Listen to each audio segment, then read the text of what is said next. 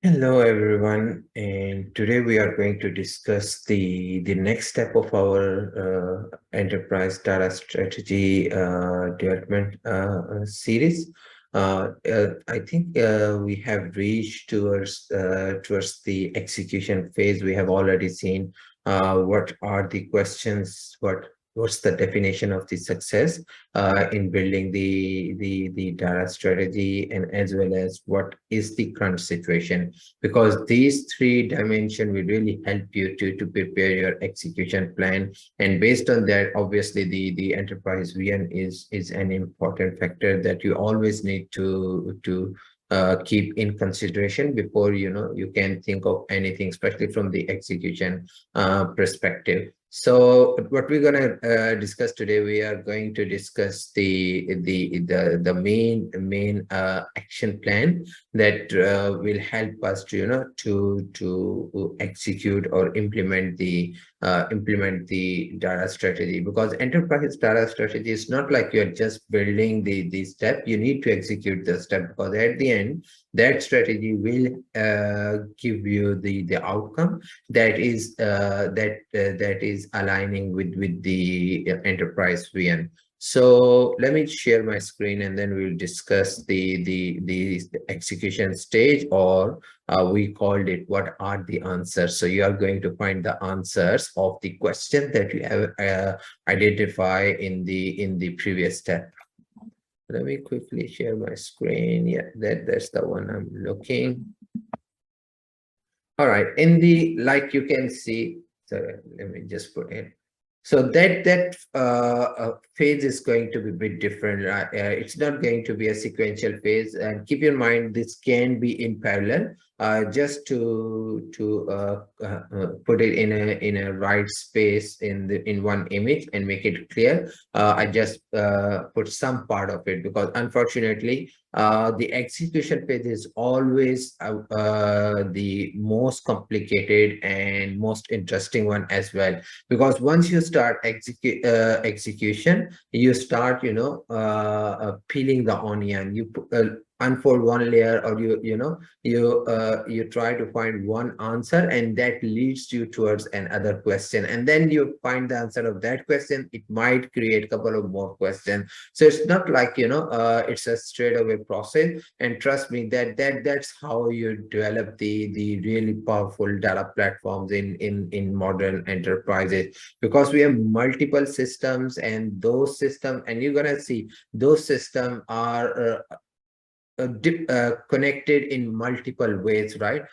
It can be partial, it can be full, or it can have no connection between other system. So to cover these challenges, we normally start with one step, and then the rest of the journey comes into the picture. Like you take next step, next efficient step, which can move you closer towards the destination. So if you remember, we just put a couple of relevant question in our last step, where we ask the questions, and let me just repeat the scenario first before we come back towards the answer phase. In our example scenario, we have a telecom company which has a high customer churn rate. Like, customers are leaving the services, and they want to decrease that customer churn rate. And obviously, the very first question, we're going to actually find out that do we have the customer data available into our system, and how many systems are contributing into customer data. Like I mentioned, it's not the case normally in big enterprises, or even now in medium enterprises. Data is sitting only in one system. Theoretically, we have data spread across multiple systems. So that's why we need to identify what are the systems which are keeping customer data, and are these systems are interconnected. The customer data is complete and correct, because that's one of the most important thing that we need to find out, because tell you the truth, sometimes the wrong information creates such a big damage to the decision making, that it gives completely false picture to the executive members, or the directors who are in the decision making position.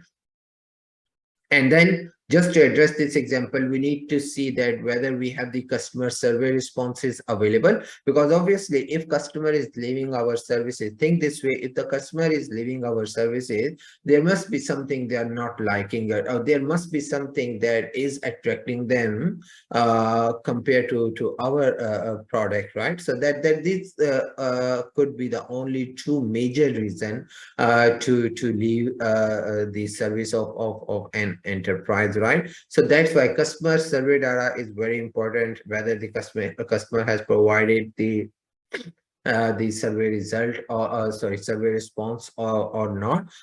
And then we might need to see the customer usage history, how he used our service, and what's the pattern in that service, especially for those customers who are leaving our services. And then we might need to segregate them into chunks, like some customer they leave early, some customer they use for a while and then they leave it, right? And then some customer they are very loyal to the company and then they decided to leave, right? So you can see how the analysis is going deeper and deeper, and creating it more and more complex. And then obviously, is there any external system which is connected to our enterprise data? All these social platform where customer is visiting our site, how often is visiting our site, what is there any customer response, or anything that he has shared about our services in the social media. So you can see we literally crawl the information from all these sources to try to build that hypothesis that that's the reason why the customer is leaving the services. And then based on that, we put our action plan to bring these, or at least retain our current customer, or attract more customer back to our services. Now, with all these scenario keeping in your mind, let's move back into our next step, which is obviously what are the answers. So obviously, once we start our data strategy, we're gonna see.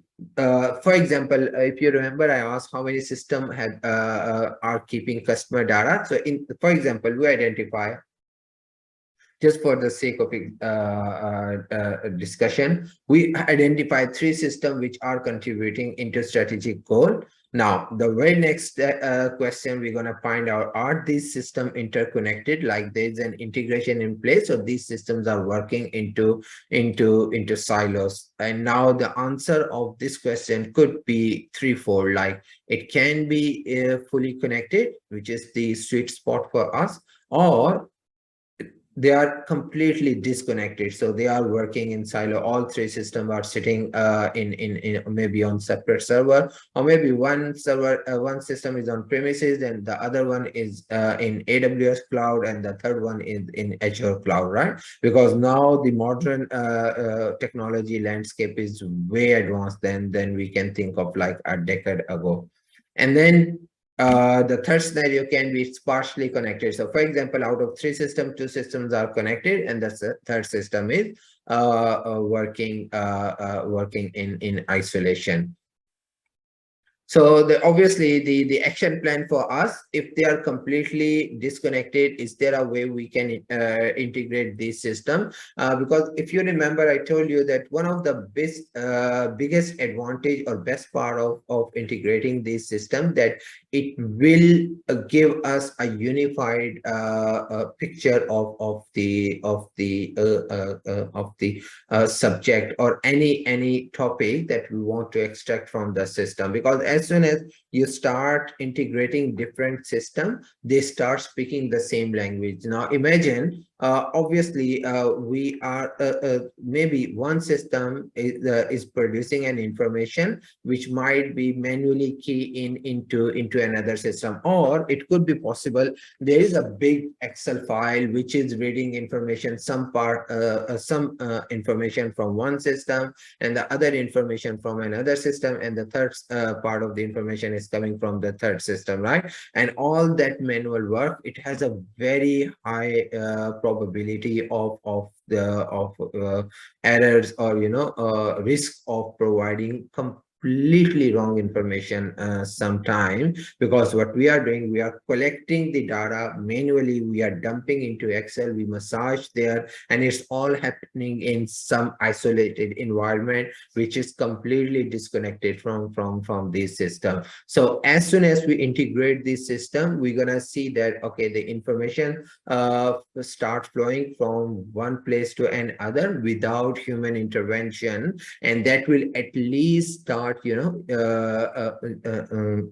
building a uniform image of any concept or any data item across this system, and everyone can trust on it because there is no human intervention. Nobody is manually taking the data and massaging it. It's all about, okay, system A is providing information to system B. So let me give you an example. So for example, we have the leads which are sitting in our CRM system. For example, we have the customer relationship where we are keeping the lead, and once the lead convert into the customer, instead of going and manually creating the record into for example into our financial system, or into our, for example, HR system, we are integrating the CRM to HR and finance system. So it is reading that data and it is creating the entry. Now there's a difference. If we key in that information, there might be a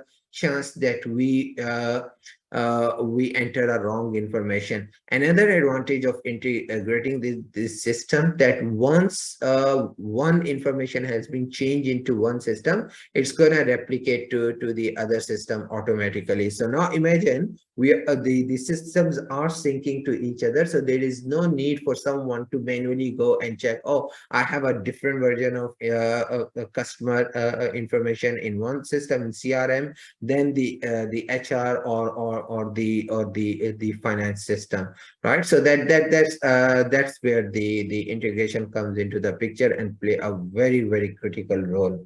Now moving on, the next very important step, obviously, once you start integrating this system, once you are connecting these dots, you're going to see a lot of challenges, or maybe you find out some issue about the data quality and the data governance, like people who doesn't need to have access to some sensitive data, they might have it. And if I remember, there was a survey which mentioned that 80% of the employees of the organization, they have access to the data which they are not supposed to do, right? So that's where you have to bring the solid data governance, because it will just improve the operation and practices. Like if someone doesn't need the data, he shouldn't have access to that data, because sometime what happened, just in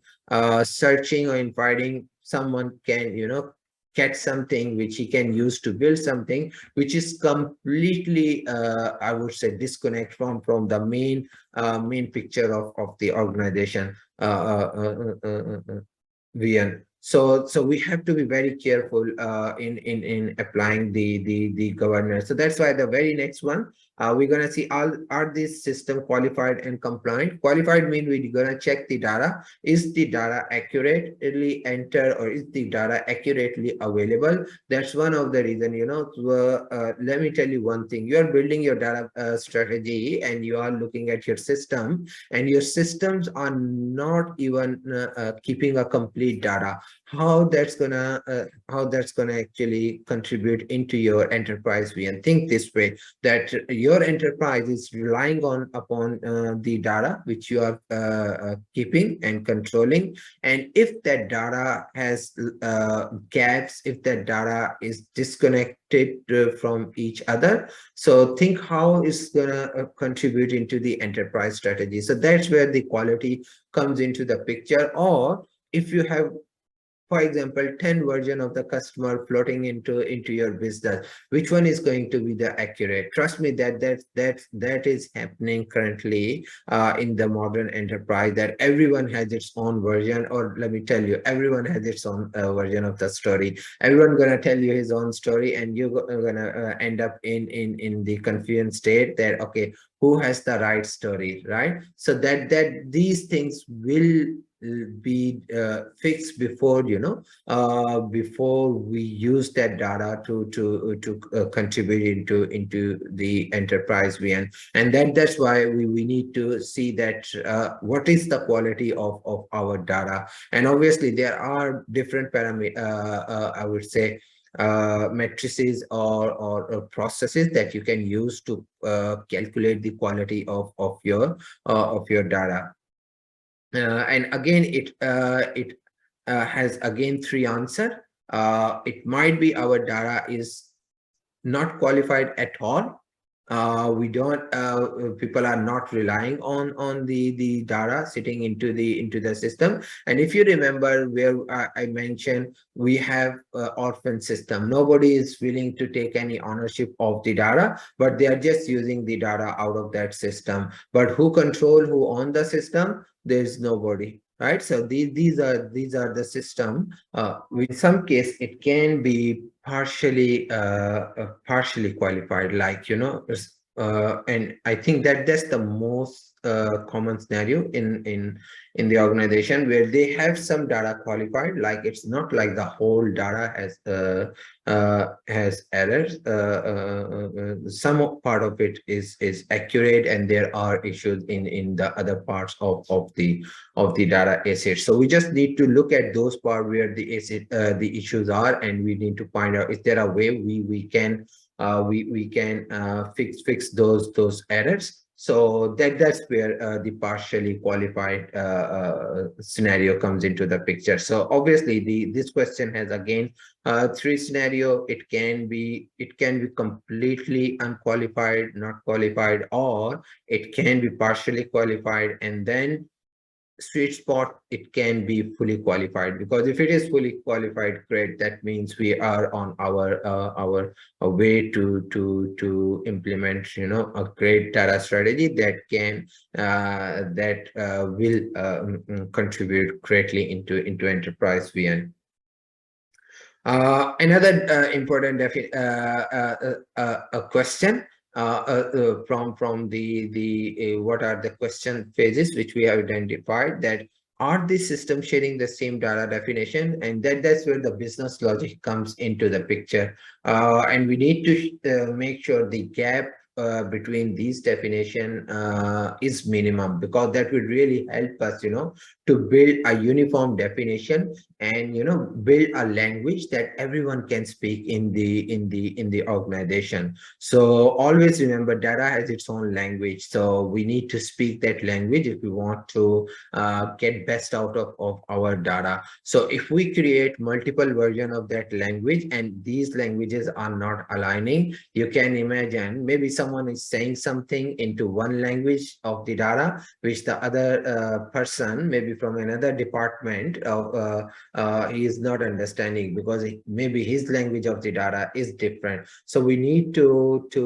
create one version of the language, and that language should be implemented across the organization. And one of the best example is, what is the customer? How are you going to define the customer? Because maybe sales are defining customer definition in their own way, finance is defining in their own way, and HR or maybe the marketing is defining customer into completely different way, right?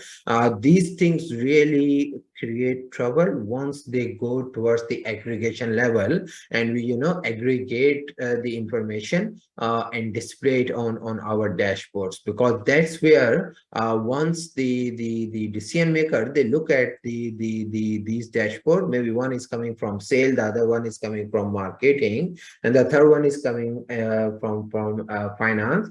They're not gonna understand which one is the accurate, because they are not speaking all the languages. They might have their own language of the data, right? So that's where it's a very important part of your data strategy, that you need to standardize the data definition, and that's where the data governance come into the picture and play a really critical role, because data governance assured that, okay, data has one standard language, and that language has been spoken across the whole enterprise platform, because then it will help to keep everyone on the board, and everyone understand, once I say customer, what does it mean? Once I say service, what does it mean, right? And once I say profit, what does it mean, right? Regardless whether profit is applicable on my department or not, but at least I know the definition of the term in my organization. If we earning, for example, some money on the service that we are providing to our customer, that is a profit, and that is always come after subtracting all the associated expenses, right? So that's a full-fledged exercise that we sometimes we might need to do it. So these are some of the examples that will help you to identify the answers of those questions that you have identified in the previous step. And obviously one of the most important part of your data strategy is the execution, because you are not only identifying the answer, because during the identification of the answer, you are implementing your data strategy. So you can see we have started from the investigation. Now we are reaching towards the execution phase. And obviously, like I mentioned before, and you if you are working in the industry, you know that none of the process can be perfect in its first try. So once we implement the execution phase, obviously we need to optimize it. So in the next step, we're gonna see how we can optimize our execution phase. So while we are searching the answer, is there a way we can refine, or we can improve the phase, or improve our execution, so that can provide the best outcome to the decision makers, or the executives of the enterprise. So I believe you like the video. Please put any comments if you have any question. Otherwise, I'm gonna see you in the last step of building the enterprise data strategy. Thanks for watching, and I'll see you later.